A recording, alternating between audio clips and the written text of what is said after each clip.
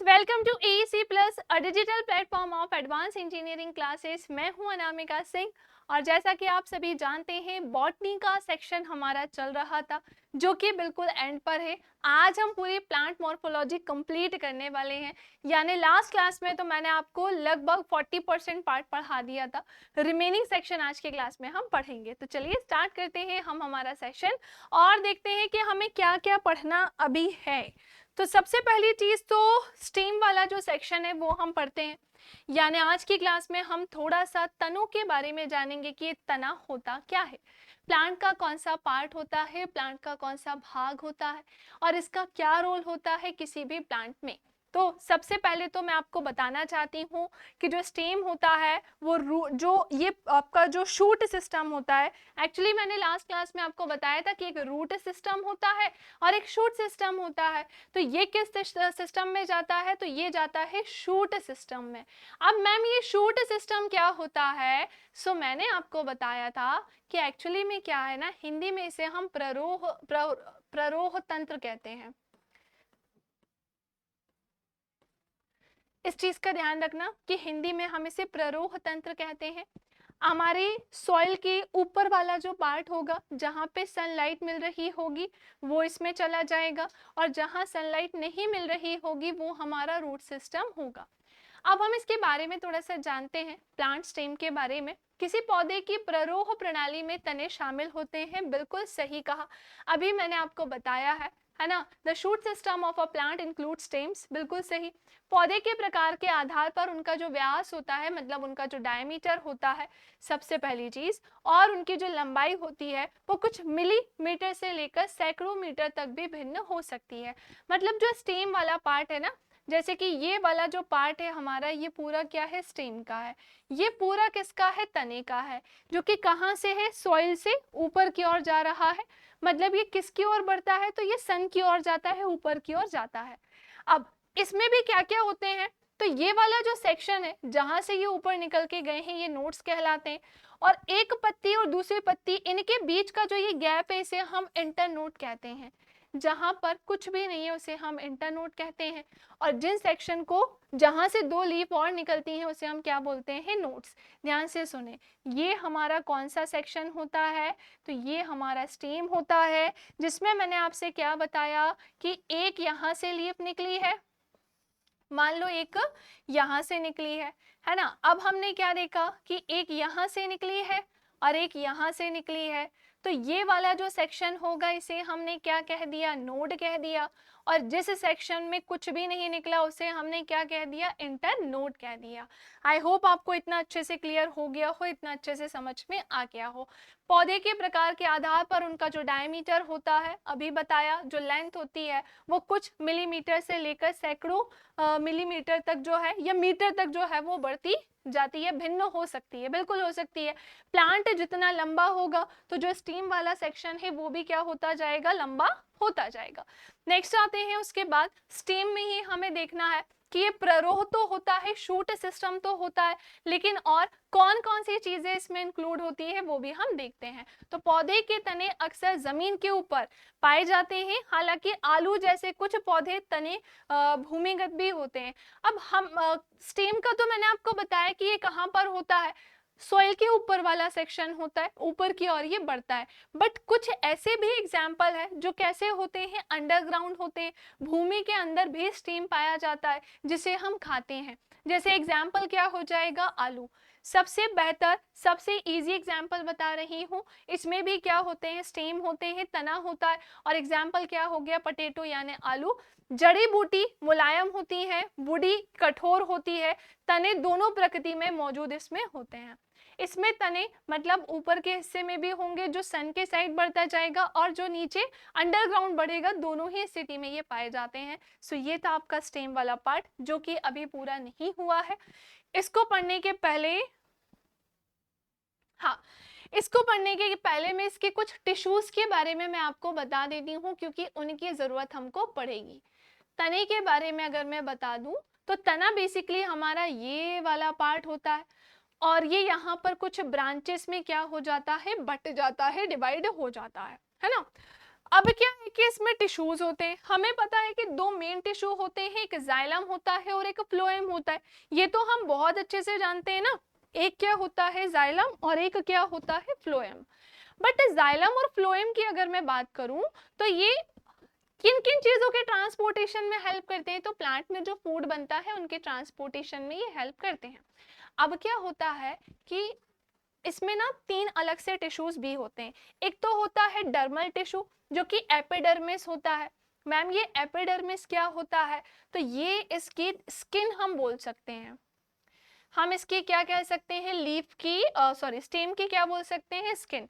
जैसे हमारे स्किन का सबसे ऊपर का पार्ट एपिडर्मिस होता है, वैसे ही जो स्टेम होता है उसमें भी एपिडर्मिस होता है। अब ये वाला जो सेक्शन है ना आपका, इसे हम क्या बोलते हैं, तो ये भी एक टिश्यू होता है जिसे हम ग्राउंड टिश्यू कहते हैं। क्या कहते हैं, ग्राउंड टिश्यू कहते हैं।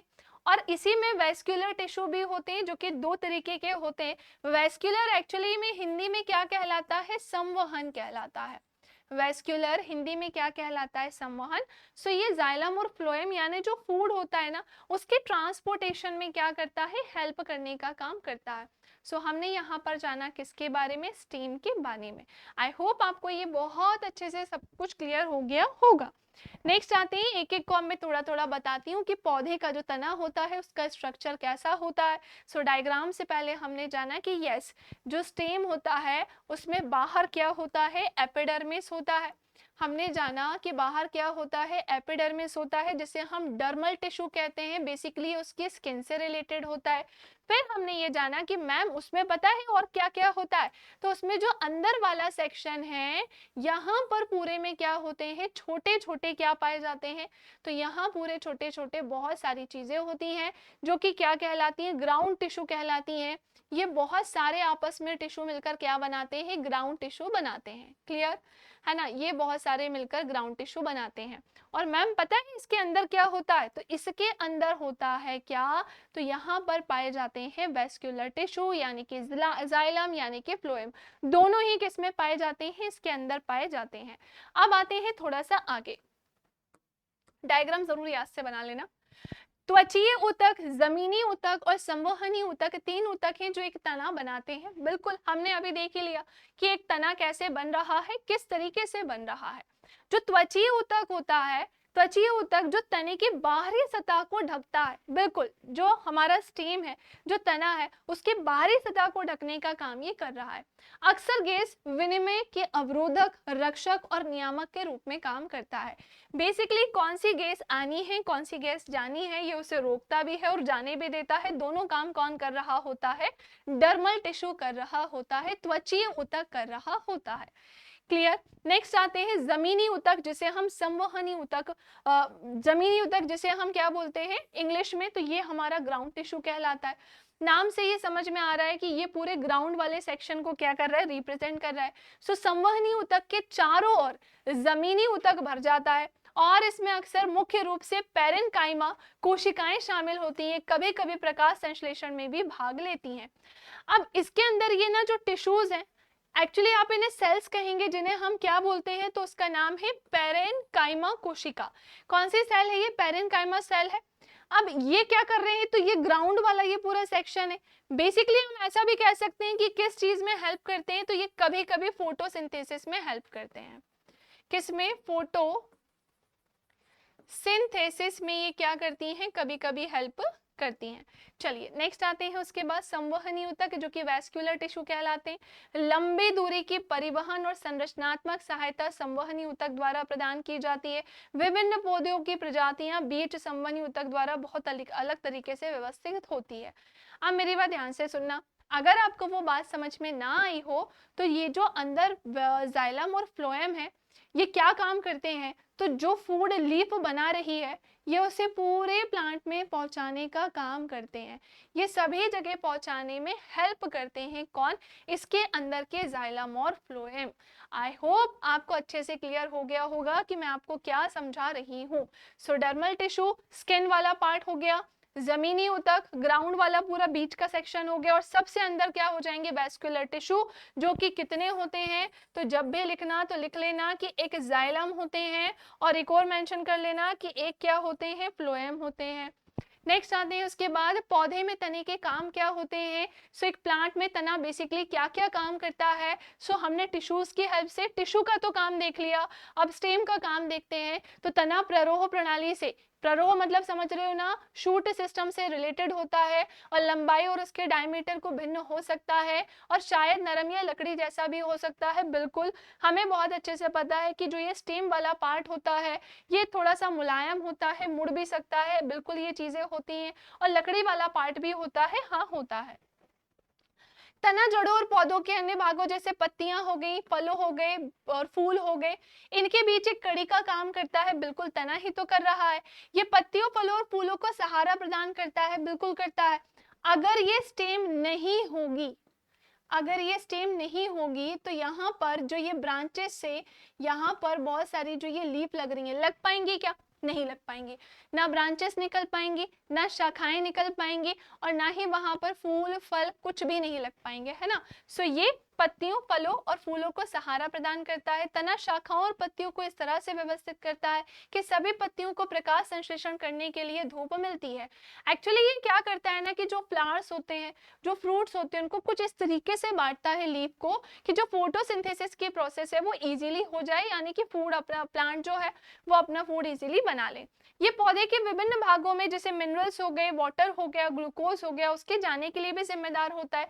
हाँ बिल्कुल होता है, क्योंकि इसके पास तो ये एक वेस्क्यूलर टिश्यू हो गया ना, इसके पास जाइलम फ्लोएम है, तो बिल्कुल रिस्पॉन्सिबल होता है। मिनरल्स, वाटर पूरे प्लांट में ट्रांसपोर्ट यही करवाता है।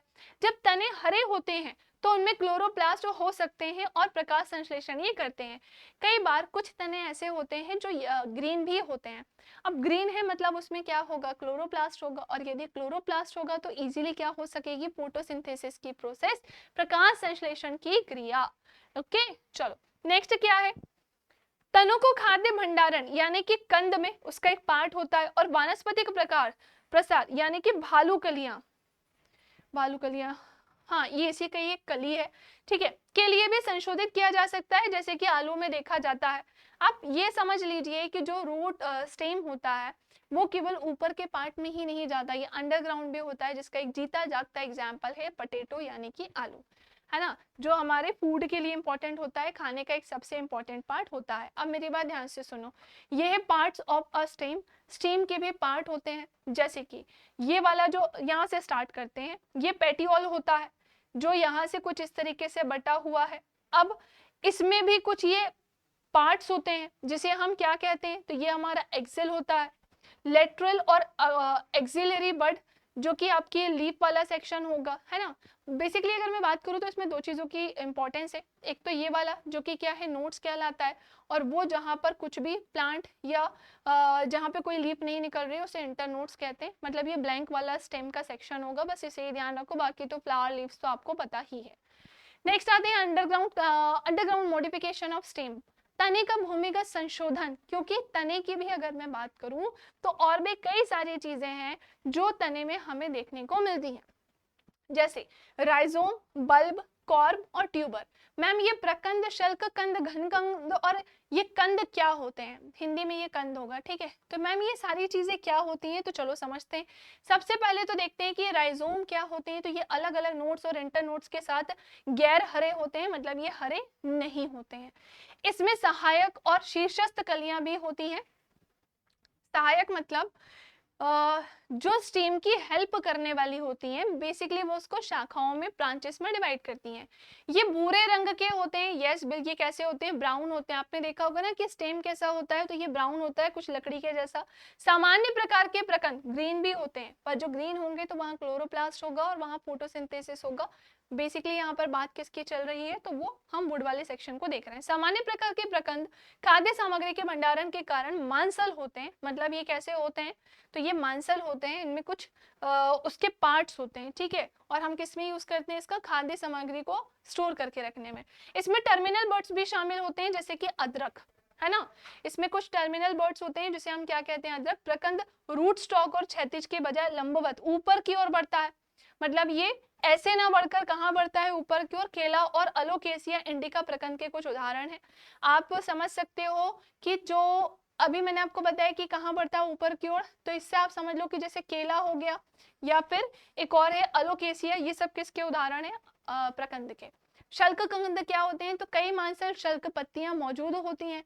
शल्ककंद के आधार में अपस्थानिक जड़ों का एक समूह होता है और इसका एग्जाम्पल क्या होगा? लहसुन। लहसुन की अगर मैं बात करूं तो इसमें बहुत सारी क्या होती हैं? इस तरह से कलियां होती हैं और हमने क्या देखा है कि इसमें क्या निकले होते हैं? कुछ ये ऐसी चीजें निकली हुई होती हैं, है ना। लहसुन में ही होता है ना ऐसा कलियों के साथ, बस। तो इसी को क्या बोलते हैं? अपस्थानिक, जिसे हम बायो की लैंग्वेज में क्या कहेंगे? तो ये एडवेंटिटियस हो जाएगा, जो कि लास्ट क्लास में मैंने आपको पढ़ाया था। घनकंद के बारे में जानते हैं। तने का यह सघन रूप ऊर्ध्वाधर दिशा में बढ़ता है। किस दिशा में बढ़ता है? तो ये वर्टिकली जो है वो ग्रो होता है। ये चपटे आधार के साथ गोलाकार होता है, मतलब ये चपटा होता है, गोला होता है। इसमें अलग अलग नोड्स और इंटर नोड्स होते हैं। अपस्थानिक जड़ें या तो आधार पर या पूरे शरीर में मौजूद होती हैं। अपस्थानिक मतलब जो इस तरह से बहुत ज्यादा रूट्स में बटी हुई होती हैं, उसमें क्या होते हैं? रूट्स निकले हुए रहते हैं, जैसे कोलेकेसिया, है ना। ये एक प्लांट का नाम है, जैसे कोलेकेसिया। कंद क्या होते हैं? तो ये पौधे का एक मांसल भाग होता है ना, जो भोजन का भंडारण करता है। आलू सबसे आम कंद है ना, सबसे इजी फॉर्म में ये पाया जाता है आलू, जिसका उपयोग बड़े पैमाने पर भोजन के रूप में किया जाता है। आलू का निचला भाग धरती से ढक जाता है, जहां सहायक शाखाएं उगती है, मतलब उसकी हेल्प करने वाली ब्रांचेस रहती हैं। सो राइजोम का एग्जाम्पल क्या हो जाएगा? जिंजर हो जाएगा, जो कि इस तरीके का होता है। अंडरग्राउंड स्टीम है, ये पूछा जाता है। हमें तो ये पता है कि स्टेम जो होता है वो ऊपर के पार्ट में जाता है, बट कुछ अंडरग्राउंड भी तो होता है, मतलब जो हमारे भूमि के हिस्से में भी होता है, जहां सनलाइट नहीं पहुंच पा रही है। तो उसमें क्या हो गया? राइजोम का एग्जाम्पल जिंजर हो गया। कॉर्न की अगर मैं बात करूंगी तो उसमें मैंने अभी आपको बताया था कोलोकेसिया। तो कोलोकेसिया में ये आता है, आई डोंट नो इसे हिंदी में क्या बोलते हैं, बस इसको समझ लो इंग्लिश में। नेक्स्ट उसके बाद ट्यूबर। ट्यूबर में क्या आ जाएगा? पोटैटोज। और बल्ब में क्या आ जाएगा? अनियन आ जाएगा, जो कि इस तरह से नीचे निकला रहता है और ऊपर भी इसमें जो है अपस्थानिक बोला है, एडवेंटिटियस होता है, और उसमें भी ये क्या निकली होती हैं? बहुत सारी पत्तियां निकली रहती हैं, है ना।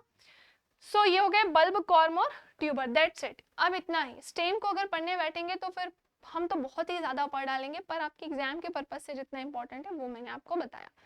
चलिए नेक्स्ट आते हैं लीफ की तरफ। कई बार इससे पहले और उसके भी पहले मैं लीफ वाला सेक्शन अच्छे से पढ़ा के बता चुकी हूँ आपको, थोड़ा थोड़ा सा इसके बारे में जानिएगा। ये लीफ है, लीफ का ये वाला पार्ट क्या कहलाता है? लैमिना कहलाता है। ये सबसे नीचे वाला क्या होता है? ये लीफ का बेस होता है। और ये पेटियोल क्या होता है? तो इसके थोड़ा सा आगे जाएंगे तो ये वाला हिस्सा इसका पेटियोल होता है। पत्ती पौधों की चौड़ी चपटी संरचना होती है, चपटी होती है और काफी चौड़ी होती है, बिल्कुल, है ना, जिसमें क्लोरोफिल नामक हरा रंग द्रव होता है, जो पौधे को प्रकाश संश्लेषण में करने में हेल्प करता है। हमें पता है कि इसमें क्या पाए जाते हैं? तो इसमें पाए जाते हैं क्लोरोफिल, ये लिखा। इसमें क्या पाए जाते हैं? तो इसमें पाए जाते हैं क्लोरोफिल, जो किस चीज में हेल्प कर रहे होते हैं? फोटोसिंथेसिस में। किस में? फोटोसिंथेसिस में ये क्या कर रहे होते हैं? हेल्प, है ना। और क्या लिखा है? पत्ती में सूक्ष्म छिद्र होते हैं, बिल्कुल, इसमें छोटे छोटे क्या होते हैं? छिद्र होते हैं, जिसे हम क्या बोलते हैं? पोर्स भी कहते हैं, जिसे हम इंग्लिश में क्या कहते हैं? पोर्स। और ये पोर्स क्या कहलाते हैं? तो स्टोमेटा कहलाते हैं, शायद लिखा हो, हाँ, जिन्हें स्टोमेटा कहते हैं, जहां गैसीय विनिमय और वाष्पोत्सर्जन होता है। मतलब यहाँ पर क्या होती हैं? गैसेस ट्रांसपोर्ट होती हैं, गैसेस ट्रांसपोर्ट होती हैं, जैसा कि आपको पता है लास्ट क्लास में भी मैंने डिस्कस किया था। पत्तियों का मुख्य कार्य क्या होता है? तो जो लीव्स होती हैं बेसिकली फोटोसिंथेसिस करती हैं, गैसों का आदान प्रदान करती हैं, वाष्पोत्सर्जन करती हैं, और लीव जो है वो फूड बनाने में भी रिस्पॉन्सिबल होती हैं, तो ये फूड भी बनाती हैं। ये सारी चीजें मैं पहले भी डिस्कस कर चुकी हूँ। फंक्शंस ऑफ लीव्स के बारे में बात करें, पत्तियों के काम क्या होते हैं, है ना। अब हम देखते हैं कि ये जो पत्तियां हैं इनके काम क्या होते हैं। सो प्रकाश संश्लेषण। प्रकाश संश्लेषण सूर्य के प्रकाश की उपस्थिति में कार्बन डाइऑक्साइड और पानी को भोजन यानी कि ग्लूकोज और ऑक्सीजन में बदलने की प्रक्रिया होती है। एक्चुअली क्या होता है कि जब हम इनहेल करते हैं तो हम ह्यूमंस की अगर मैं बात करूं, एक साइड में लिख रही हूँ O2 और एक साइड में लिख रही हूँ CO2, ऐसे नहीं लिखते, रुक जाओ। इनहेल की अगर मैं बात करूं, है ना, तो एक होता है O2 और एक होता है CO2। अगर इसको भी हम किस में देखें? प्लांट और एनिमल। सो होता क्या है ना कि प्लांट में O2 का काम क्या होता है? तो प्लांट में O2 ये क्या करते हैं? एक्सहेल करते हैं। प्लांट में O2 क्या करते हैं? तो ये करते हैं एक्सहेल, और इनहेल किस में और हम क्या करते हैं, उसको इनहेल करते हैं, है ना, हम बाहर निकालते हैं। एनिमल्स क्या करते हैं, O2 को तो वो इनहेल करते हैं, मतलब हम लेते हैं इसको और छोड़ते क्या है, तो एक्सहेल हम क्या कर रहे हैं, CO2 कर रहे हैं। क्लियर? मतलब कि यहाँ पर प्रोसेस थोड़ी सी कैसे चलती है, उल्टी चलती है। सो फोटोसिंथेसिस की हेल्प से जो सनलाइट मिलती है, जो एनर्जी मिलती है, उसके बेस पे क्या होता है, कार्बन डाइऑक्साइड और जो पानी होता है, यानी जो प्लांट्स होते हैं वो क्या लेते हैं, CO2 लेते हैं, और जो उनको वाटर मिलता है ये उसे किस में कन्वर्ट कर देते हैं, तो ये उसको ग्लूकोज और कन्वर्ट कर देते हैं शुगर में, ताकि जो वेस्ट चीजें हैं, मतलब रेस्पिरेशन के लिए जरूरी थी वो ली, एनर्जी बनी, फिर रिलीज क्या कर दिया, O2। पत्तियों में मौजूद क्लोरोफिल नामक हरा रंग द्रव्य, पत्तियों में मौजूद क्लोरोफिल नामक हरा रंग द्रव्य सौर ऊर्जा को फंसा सकता है, जिसका उपयोग प्रकाश संश्लेषण के दौरान होता है। बेसिकली यहाँ पर क्लोरोफिल की बात चल रही है, जो आपको पता है। प्रकाश संश्लेषण में उत्पन्न भोजन यानी ग्लूकोज पत्ती से पौधे के अन्य भागों तक पहुंचता है। हमने देखा कि जो सनलाइट मिली, यानी सन की जो एनर्जी थी, हमने उसको किसके साथ मिक्स कर दिया, कार्बन डाइऑक्साइड के साथ, तो हमें क्या मिल गया, शुगर या मैं कहूँ ग्लूकोज, है ना, और हमें ऑक्सीजन मिल गई। जब हमें शुगर या ग्लूकोज जो मिली, है ना, जो हमें ग्लूकोज मिली, वो प्लांट के सारे पार्ट तक पहुंचाने के लिए इंपॉर्टेंट होता है। नेक्स्ट आते हैं एक्सचेंज ऑफ गैसेस, यानी गैसों का आदान प्रदान। गैसों का आदान प्रदान रंध्र नामक सूक्ष्म छिद्रों के कारण होता है, मतलब स्टोमेटो का कारण होता है, हमें पता है। प्रकाश संश्लेषण के लिए आवश्यक कार्बन डाइऑक्साइड रंध्रों के माध्यम से अंदर चला जाता है, जबकि ऑक्सीजन बाहर निकल जाता है। इनका कहने का ये मतलब है कि जो ये लीव्स होती हैं, इसमें क्या होते हैं, छोटे छोटे ये पोर्स होते हैं। अब ये पोर्स क्या कर रहे हैं, गैसेस को ट्रांसपोर्ट करने का काम कर रहे हैं। तो अगर CO2 होगा तो ये उसे क्या करेगा, अंदर लेगा, और फिर वहां से क्या निकाल देगा, O2 को बाहर निकाल देगा। ये पूरी प्रोसेस यहाँ पर चलती है, जिसमें स्टोमेटा हेल्प करता है, ट्रांसपोर्टेशन या एक्सचेंज ऑफ गैसेस में हेल्प करता है। नेक्स्ट है ट्रांसपिरेशन, जिसे हम हिंदी में बाष्पोत्सर्जन कहते हैं। रंध्रों के माध्यम से अतिरिक्त पानी को जलवाष्प के रूप में बाहर निकाला जाता है ना, किसके रूप में, जलवाष्प के रूप में, यानी कि वाटर वेपर के फॉर्म में उसे बाहर निकाल देते हैं, किसकी हेल्प से, स्टोमेटा की हेल्प से। इसी को ही हम क्या कहते हैं, बाष्पोत्सर्जन कहते हैं। जब पानी ज्यादा मात्रा में हो जाता है तब ये प्रोसेस होती है। पत्ती की सतह को ठंडा करने या जड़ों से पानी के प्रवाह को अनुमति देने के अतिरिक्त पानी को हटाने के लिए इसका यूज किया जाता है। नेक्स्ट आते हैं फ्लावर की तरफ। हमने क्या क्या पढ़ लिया, रूट्स वाला सेक्शन हो गया, स्टेम हो गया हमारा, और लीफ वाला सेक्शन हो गया। अब हम फ्लावर की तरफ आते हैं। फूलों को पौधे के प्रजनन भाग के रूप में जाना जाता है, बिल्कुल सही। प्लांट एक रिप्रोडक्टिव पार्ट होता है, प्लांट की बात कर रहे हैं। फ्लावर जो होता है ना, वो किसी भी प्लांट का रिप्रोडक्टिव पार्ट होता है। वे न केवल प्रजनन में शामिल होते हैं, बल्कि अन्य जीवित जीवों के लिए भी भोजन का स्रोत होते हैं। मतलब ये कुछ ऐसा नहीं है कि केवल रिप्रोडक्शन के लिए ही होते हैं, ये जो दूसरे जीव होते हैं, ऑर्गेनिजम्स होते हैं, उनका फूड भी कहीं ना कहीं होते हैं। एक पूर्ण फूल वह होता है जिसमें बाह्य दल, पंखुड़ियां, पुंकेसर और स्त्री केसर होता है। मतलब एक कंप्लीट फ्लावर कब होगा, जब उसमें क्या होगा, सेपल्स होंगे, पेटल्स होंगे, स्टेमेंस होंगे एंड पिस्टल्स होंगे। तो ये सारी चीजें अगर होंगे तो ही वो क्या कहलाएगा, एक पूरा फूल कहलाएगा। और क्या बोल रहे हैं कि इसके विपरीत अधूरा फूल वह होता है जिसमें इनमें से एक या एक से ज्यादा संरचनाओं का क्या होगा, अभाव। अगर इनमें से कोई एक या एक से ज्यादा चीज गायब होगी तो वो एक पूरा फूल नहीं होगा। अब कुछ इसके बारे में जानिएगा। फूल लौंग के बारे में जानते हैं, जो कि उसी का पार्ट है।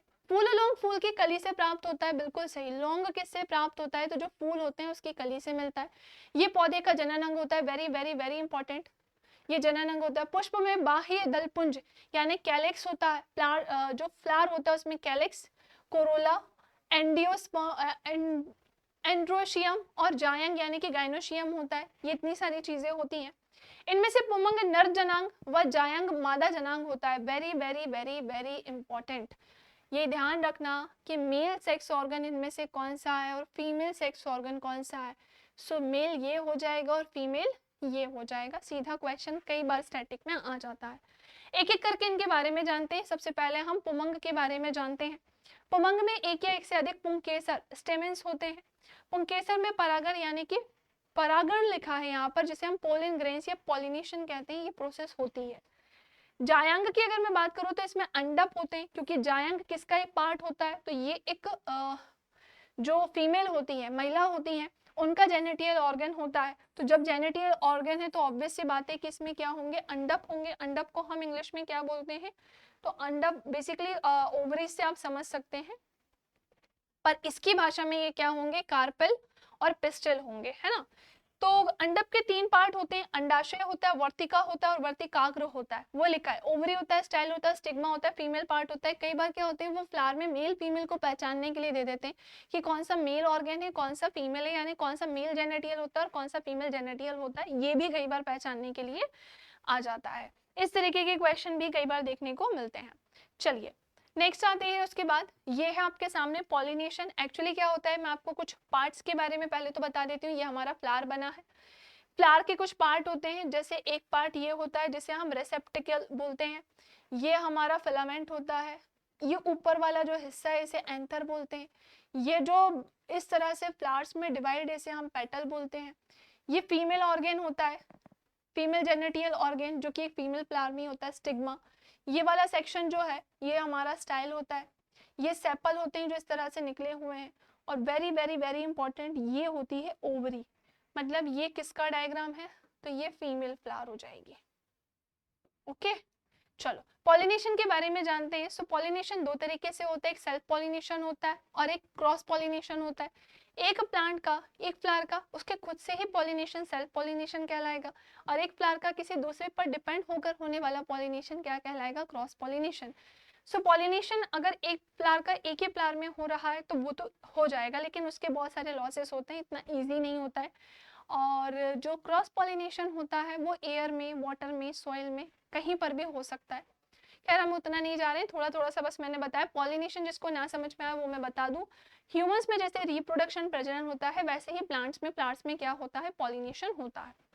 प्लांट्स में फ्लावर्स में क्या होता है, पॉलिनेशन होता है। चलिए फ्रूट के ऊपर बात करते हैं। वो फ्रूट इज मैच्योर्ड और ripened over a development of fertilisation, यानी कि ये डेवलप्ड आफ्टर फर्टिलाइजेशन लिखा है। वो फल का निर्माण अंडाशय से होता है। संपूर्ण फलों को 3 भागों में बांटा गया, एक तो सरल फल होते हैं, पुंज फल होते हैं, और एक संग्रथित फल होते हैं, कंपोजिट फ्रूट जिसे हम कहते हैं। सरल में क्या आ जाएंगे, तो अमरूद, केला हो जाएंगे। सरल को हम सिंपल फ्रूट कहते हैं, पेपर में पूछा जाता है। एक पुंज फूल आते हैं जो कि एग्रीगेट फ्रूट होते हैं, जिसमें स्ट्रॉबेरी आ जाएगा, कस्टर्ड आ जाएगा, है ना, कहाँ गए, हाँ, यानी कि रस भरी आ जाएगा। संग्रथित की अगर बात करूँ तो इसमें शहतूत और कटहल आ जाएगा। और कुछ फलों के निर्माण में बाह्य दलपुंज और पुष्पासन आदि भाग लेते हैं, ये उसके पार्ट हैं। ऐसे फलों को असत्य फल कहा जाता है, फॉल्स फ्रूट कहलाते हैं, जैसे सेब और कटहल। ट्रू फ्रूट, सिंपल फ्रूट और फॉल्स फ्रूट, ये नाम सीधे आते हैं, इनके नाम याद कर लेना आप। और ये आपके सामने है एक चार्ट, जिसमें हम ये बेसिकली देखने वाले हैं कि कोई भी अगर फ्रूट है तो उसका कौन सा पार्ट ईडेबल होता है, मतलब कौन सा भाग खाया जाता है, ये हमें यहाँ पर देखना है। एक चीज छूट गई क्या, हाँ, ये मुझे आपको बताना था। एक्चुअली ना इसमें 2 चीजें बहुत इंपॉर्टेंट होती हैं, सीड और ये पेरिकार्प। ध्यान से सुनना, सीड के ना 3 सेक्शन होते हैं। जब हम ये फ्रूट पढ़ेंगे तो उसमें ये पढ़ना होता है। जो सीड होते हैं ना उसके भी 3 सेक्शन होते हैं। एक एंडोस्पर्म होता है, एम्ब्रायो होता है, सीड कोट होता है। जो एंड्रोस्पर्म होता है ना, एंडोस्पर्म ये वाला सेक्शन होता है, एम्ब्रायो उसके अंदर होता है लेयर के फॉर्म में, और सीड कोट तो बहुत अंदर, ये छोटा सा पाया जाता है। पेरिकार्प बाहर सीड के होता है, और मेसोकार्प इसका बीच वाला हिस्सा होता है, और बाहर इसके जो लेयर होती है उसे हम एक्सोकार्प कहते हैं। क्लियर। नेक्स्ट आते हैं, अब ये कुछ सेक्शन है जो ईडेबल होते हैं, एप्पल के, व्हीट के, पेयर के, लीची हो गया, मैंगो, ऑरेंज, ग्रेप्स, ये सब आपको डायरेक्ट याद करने, papaya, tomato, coconut, guava, groundnut, pineapple and banana. अब ये आपको डायरेक्ट याद करने होंगे, इनकी कोई ट्रिक्स नहीं होती हैं, कोई इसकी ऐसी चीज नहीं है जो मैं आपको बता दूं तो आप सीधे ही याद कर लो। कुछ चीजें आपको करनी पड़ेंगी। हम पढ़ रहे थे प्लांट के बारे में, बॉटनी का ये सेकंड टॉपिक था, जिसमें हमने सारे प्लांट मॉर्फोलॉजी, पादप अकारिकी में पौधे के कितने हिस्से होते हैं और क्या क्या इंपॉर्टेंट होते हैं सब हमने जान लिया है। मतलब जहां तक हम जा सकते थे वहां तक जाकर मैंने आपको सारी चीजें बता दी हैं। आई होप आपको अच्छे से सब कुछ क्लियर हो गया होगा। अब यहाँ पर हम करेंगे अपना बायो का सेक्शन ओवर। अब हम स्टार्ट करेंगे क्या, फिजिक्स पढ़ना अब हम स्टार्ट करेंगे नेक्स्ट क्लास में, जहाँ पर पहला टॉपिक होगा सबसे बेसिक टॉपिक। हम फिजिक्स के बारे में सबसे पहले तो थोड़ा जानेंगे। आप ये क्लासेस देखते हैं, कमेंट सेक्शन में भी बताया करें कि आपको क्लासेस कैसी लग रही है ना, क्योंकि आपको पीडीएफ्स भी मिल रही हैं, क्लासेस भी मिल रही हैं। बस बायो अब ओवर हो गई, जिसने पहले की क्लासेस नहीं देखी वो ज़रूर देखना पहले की क्लासेस, क्योंकि पहले की क्लासेस में मैंने जूलॉजी बॉटनी दोनों अच्छे से करवा दी है। चलिए, सो आज के लिए इतना ही। बाकी कुछ इन्फॉर्मेशन मैं आपको देना चाहती हूँ, जैसा कि हर सेशन ओवर करने के पहले मैं आपको बता दी हूँ कि हम आपके लिए एक सार्थक बैच हमारा जो है वो स्टार्ट ऑलरेडी है ना। अगर आप एसएससी जेई की तैयारी कर रहे हैं तो आप ज़रूर इस बैच को ज्वाइन करिएगा। विजय बैच भी एक चल रहा है जो कि सिविल इंजीनियरिंग वालों के लिए, अगर आप स्टेट एजी एग्जाम की प्रिपरेशन कर रहे हैं, हम सभी के द्वारा नॉन टेक्निकल में सिंगल सब्जेक्ट्स भी पढ़ाए जा रहे हैं, तो आप इसके लिए भी तैयार हो जाएं। अगर आपको सिंगल सब्जेक्ट पढ़ने हैं तो वो भी मिल जाएंगे। साथ ही साथ हम सभी आपको टेस्ट सीरीज भी प्रोवाइड करा रहे हैं, सो वो भी आपको यहाँ पर मिल जाएगी।